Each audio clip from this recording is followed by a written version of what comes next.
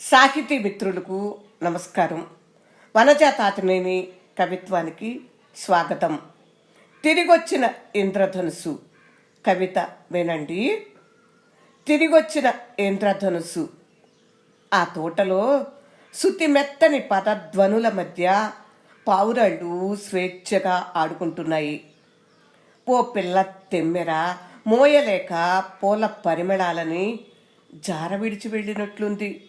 జాబిలి తల్లి వెన్నెల పిల్లని పారేసుకుంది. ఓ రాత్రి బద్ధకంగా ఇక్కడే ముసుగేసింది. చక్కని పాప ఆడి ఆడి అలసిపోయింది. మళ్ళీ నిద్రలేచి తన ఇంద్రధనుసుని ఎవరో ఎత్తుకుపోయారని ఏడిస్తే నేనేం చేయగలను?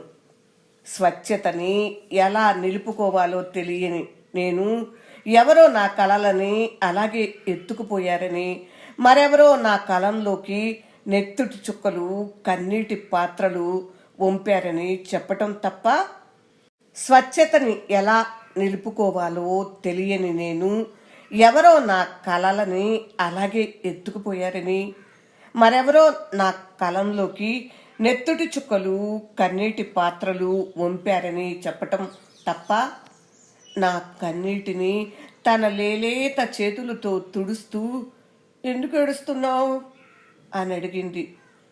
ఇక్కడ నొప్పిగా ఉంది. గుండెపై తన చేయి పెట్టి చూపిస్తూ అన్నాను. ఇంద్రధనుసు పోయిందనా? ఏడవకు, మళ్ళీ రేపు వస్తుందిలే అంది హామీ ఇస్తున్నట్లు. జ్ఞానబోధతో ఆత్మావలోకనం.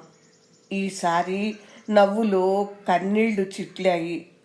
ఆ బిందువుపై పడిన నవ్వు కిరణమై ఇంద్రధనుసై తొటంతా మెరిసింది. తిరిగొచ్చిన ఇంద్రధనుసు. వనజ తాతినేని కవిత్వం విన్నారు కదా. ఈ కవిత్వం మీకు నచ్చిందా? నచ్చితే లైక్ చేయండి, షేర్ చేయండి.